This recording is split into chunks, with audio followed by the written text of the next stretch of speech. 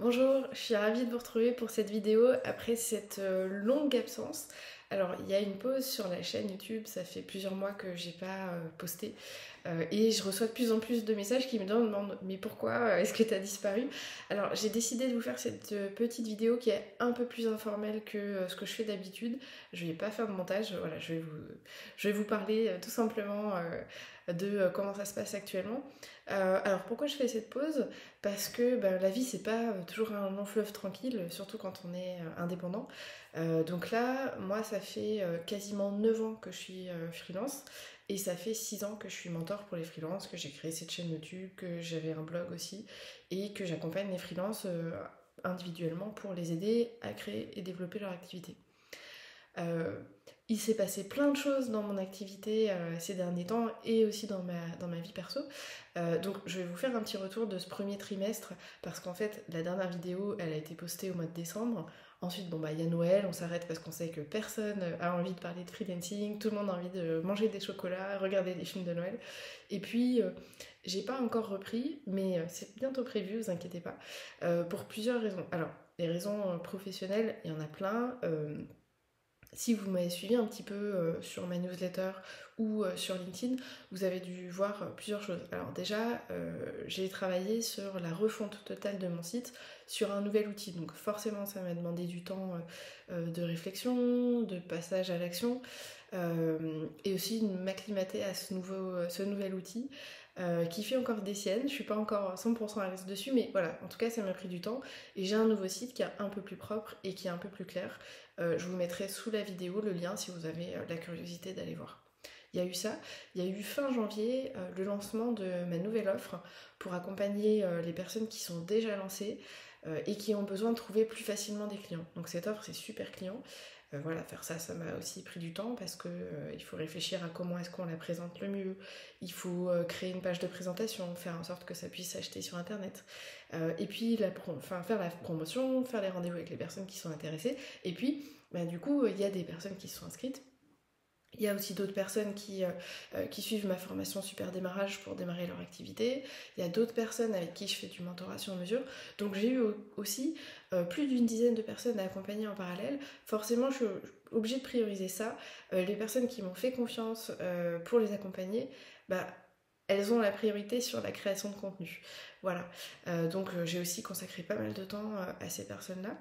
J'ai lancé il y a quelques semaines les masterclass mensuelles, donc tous les mois, je vais vous proposer une masterclass sur un sujet clé pour vous, sur lequel vous pouvez vous inscrire évidemment sans engagement et gratuitement. Autre chose, toujours sur Super Freelance, c'est que j'ai eu plusieurs nouveaux partenariats. Si vous regardez sur ma page Bon Plan, il y a attest.io, il y a Legal Place, il y a Blanc, il y a encore d'autres, Horus qui ont des nouvelles offres. Donc en fait, là aussi, la mise en place des partenariats, ça me prend pas mal de temps d'échanger avec eux, d'ajouter sur mon site internet, de promotion, de réflexion de comment est-ce que je vais vous aider à choisir les outils que je vous propose tout simplement. Et puis sur ma partie prestation de service, j'ai eu 3 nouveaux clients ces 3 derniers mois. Et donc forcément c'est vrai qu'un démarrage avec un nouveau client, ça prend toujours un peu de temps, un peu d'énergie pour s'immerger, pour créer une vraie relation avec le client. Voilà, c'est les raisons principales pour lesquelles la création de vidéos a dû passer au second plan. Et puis c'est vrai aussi que j'avais l'habitude de publier une interview tous les mois. Et je sais pas pourquoi, comment ça se fait, mais mes interviews, j'ai eu plus de mal à les organiser. Les personnes que je contactais me disaient oui, ça m'intéresse que tu m'interviewes sur ce sujet. Et on avait du mal à trouver un moment, voilà, donc c'était un peu plus long. J'ai quand même une interview qui est tournée autour de comment ça se passe quand on travaille en couple et que je vais vous proposer très prochainement. Et puis, c'est vrai aussi que sur la dernière vidéo que j'ai fait monter, ça s'est pas super bien passé avec le monteur. Du coup, voilà, j'en ai pas refait aussi parce que ça veut dire que soit je cherche quelqu'un d'autre, soit c'est moi qui monte, ça me demande énormément de temps. Et le fait de déléguer ça fait que quand je dis au monteur que j'ai besoin d'une vidéo qui est diffusée à telle date, je suis obligée de la tourner et de lui envoyer pour qu'il puisse faire le travail et que tout soit prêt dans les temps. Voilà, donc sur le pro, énormément de choses qui se sont passées. En perso aussi, déjà, voilà, on sort de l'hiver, j'ai des enfants qui ont 2 ans et demi, donc évidemment, ils sont souvent malades. Comme c'est des jumeaux, c'est toujours l'un après l'autre. Ça peut paraître tout bête, mais c'est minimum une journée par mois qui est bousculée, et il y a même eu des semaines complètes. Donc forcément, je prends du retard, et la création de contenu, elle en pâtit. Alors ça c'est propre à l'Espagne aussi, mais ces derniers temps il y a eu énormément de jours fériés. L'Espagne c'est un peu les champions pour ça. En mai ça va commencer en France.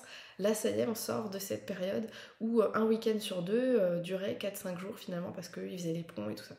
Forcément, les semaines sont plus courtes, on a moins de temps pour bosser et on doit prioriser. Et puis en plus j'ai un projet perso qui m'a demandé beaucoup d'énergie, c'est que je suis en train d'acheter une maison. Alors vous imaginez que quand on achète dans une langue qu'on connaît pas, dans un système qui est différent de celui qu'on connaît, bah ça prend pas mal de temps quand même. Voilà, du coup, pendant ce trimestre, la chaîne YouTube est restée un petit peu en stand-by, mais on va bientôt repartir. Pourquoi je vous dis tout ça? C'est pas juste pour vous raconter ma vie, c'est que dans la vie d'un indépendant, dans la vie d'un freelance, de tout entrepreneur, il y a des périodes qui sont plus intenses et il y a des périodes qui sont plus calmes. Et puis c'est vrai que quand on est à son compte, le perso et le pro ont tendance à un peu plus se croiser que le reste, et il faut aussi apprendre à gérer ça. Donc c'est important de savoir prioriser. Et là, dans mon cas précis, la vidéo, vraiment, c'est quelque chose qui demande beaucoup. Ça demande du temps parce que il faut la préparer, il faut la tourner, il faut la monter, il faut la promouvoir. Ça demande aussi de l'énergie parce que si je tourne des vidéos et que j'ai l'air complètement HS, que j'ai l'air pas intéressée par ce que je raconte, je crois pas que vous allez avoir très envie de regarder la vidéo jusqu'à la fin. Bon voilà, j'ai une fille qui dort pas bien en ce moment, donc des fois je me dis je vais tourner une vidéo, puis en fait j'ai été réveillée 4 fois dans la nuit, j'ai pas spécialement une tête que j'ai envie de montrer sur une vidéo, faut se dire ça aussi. Donc voilà, il y a cette question aussi. Et je vois pas mal de personnes dans les gens que j'accompagne qui me disent mais c'est nul, j'arrive pas à tenir le rythme, je m'étais dit que j'allais poster 4 fois par semaine sur LinkedIn et je l'ai pas fait. C'est pas grave. Il faut aussi accepter de pas toujours se mettre de la pression pour tout. C'est vous qui fixez le rythme. Alors fixez un rythme qui est réaliste parce que vous avez plus de chances de le tenir, mais si vous le tenez pas pour une raison ou une autre, c'est pas très grave. Il y en a qui insistent, qui disent non, la discipline c'est important. Oui, c'est important d'avoir une certaine forme de régularité. Quand vous pouvez pas, vous pouvez pas. C'est tout. Si vous avez peur de ça, n'hésitez pas à prendre de l'avance au maximum sur vos contenus. Autre chose, c'est que moi, comme je l'ai dit un peu plus tôt dans la vidéo, j'ai créé cette chaîne en 2018. C'était il y a 6 ans. Il y a un moment où on s'essouffle un petit peu. Donc quand je sens que j'ai pas beaucoup de temps, que ça me demande beaucoup d'énergie, en plus parce que c'est difficile de sans cesse se renouveler, il y a un moment où il y a une sorte d'essoufflement qui arrive. Et donc, trouver de nouvelles choses à dire ou de nouvelles façons de dire les choses, c'est un peu plus compliqué. Sur cette chaîne, il y a déjà 200 vidéos. Donc, quand je vous fais du contenu, j'ai pas envie de vous raconter la même chose qu'il y a déjà dans les autres vidéos. Et il faut une forme de créativité qui n'est pas toujours au rendez-vous, faut être honnête. Et puis, je vais vous dire aussi, de façon très transparente, que quand on a 200 vidéos sur sa chaîne YouTube, finalement, on a quand même des gens tous les jours qui continuent de s'inscrire à notre newsletter, qui continuent d'envoyer des demandes d'informations, qui continuent de consulter les mails qu'on leur envoie. Donc en fait, je peux aussi me permettre cette pause-là parce que pendant ce temps, j'ai quand même des leads qui continuent d'arriver. Mon business, il continue de tourner parce que YouTube, c'est un truc où on met des vidéos et elles sont pérennes. C'est-à-dire que les réseaux sociaux, vous postez. Alors c'est vrai que sur LinkedIn, les posts maintenant sont proposés pendant une durée qui est de plus en plus longue. Mais on revoit pas des posts d'il y a 5 ans. Alors que j'ai des vidéos qui ont 5 ans, 6 ans, qui continuent régulièrement de ramener des abonnés sur la chaîne, des abonnés sur la newsletter. Donc c'est aussi pour ça que je suis assez détendue sur le fait que parfois, oui, il peut y avoir une pause sur la chaîne et c'est pas très grave. Du coup, mes réflexions à moi, en tant que personne, c'est qu'il faut que j'aille vers encore plus d'efficacité. Si je fais des vidéos, il faut que je le fasse très efficacement. J'ai plus cette contrainte qu'avant parce que j'ai 2 enfants qui sont petits, qui demandent beaucoup d'attention, que géographiquement on est isolé, donc je sais qu'il y en a qui peuvent compter un peu sur les grands-parents pour prendre le relais parfois, c'est pas le cas. Donc mon temps libre, il leur est consacré. Ça veut dire que mon temps de travail, j'ai du mal à le consacrer à 100% au travail parce que c'est finalement mon temps de liberté, quoi, où je pourrais faire autre chose, où je pourrais faire quelque chose qui me plaît, aller au resto le midi, aller au tennis, voilà, chacun a ses passions. Du coup, moi, je dois absolument miser sur l'efficacité et connaître mes niveaux d'énergie et savoir quand je peux faire les vidéos. Je tourne très rarement des vidéos le matin, là vous voyez les 16h01, et j'ai un niveau d'énergie qui est un peu plus important, c'est maintenant qu'il faut que je fasse des vidéos, que je vais être souriante et que je vais avoir un peu la pêche, je le sais. Donc autant s'organiser en fonction de ça. Et puis, je vous ai parlé de discipline tout à l'heure dans le mauvais sens, si on peut dire. La discipline, c'est de dire j'ai fixé ce rythme, il faut que je m'y tienne coûte que coûte, il ne faut pas que je lâche. Ma discipline à moi, c'est aussi de mettre des limites. Et je travaille très rarement le soir et je travaille jamais le week-end. Le week-end, je peux pas, j'ai mes enfants qui sont là, il faut s'en occuper. Donc de toute façon c'est pas possible. Le soir, oui, ça peut m'arriver une fois qu'ils sont couchés, ou plutôt une fois qu'ils sont endormis, parce que les parents savent que ce sont deux choses différentes. Ça peut m'arriver de me remettre sur l'ordinateur parce que j'ai envie de prendre de l'avance, parce que je sens que je suis un petit peu à la traîne. Ça m'arrive et c'est pas systématique et je veux pas que ça le soit. Donc ça c'est vraiment ma discipline à moi. Le fait de mettre des limites, c'est aussi ce qui me permet de tenir sur le long terme. Voilà, donc c'était important pour moi de pouvoir vous partager un petit peu ce qui se passe dans ma vie, dans mon activité. J'espère que ça vous permet de comprendre un petit peu qui je suis un peu plus et de comprendre pourquoi j'ai eu besoin de faire cette pause. J'ai déjà, comme je le disais un peu plus tôt, une vidéo qui est prête, une interview avec Marine sur le thème de comment est-ce qu'on travaille en couple quand on est freelance.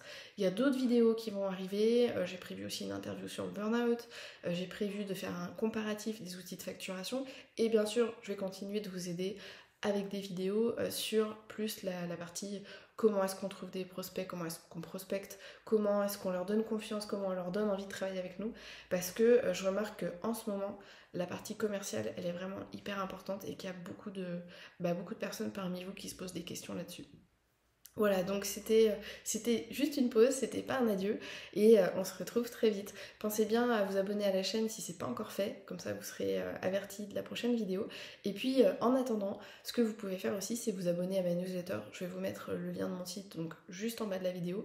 Et si vous allez tout en bas de la page, vous avez un formulaire qui vous permet de vous abonner. Comme ça vous recevrez toutes mes newsletters, tous mes conseils, toutes mes actus et aussi des offres promotionnelles sur les formations que je propose. Je vous remercie d'avoir regardé ça jusqu'au bout et je vous dis à très vite.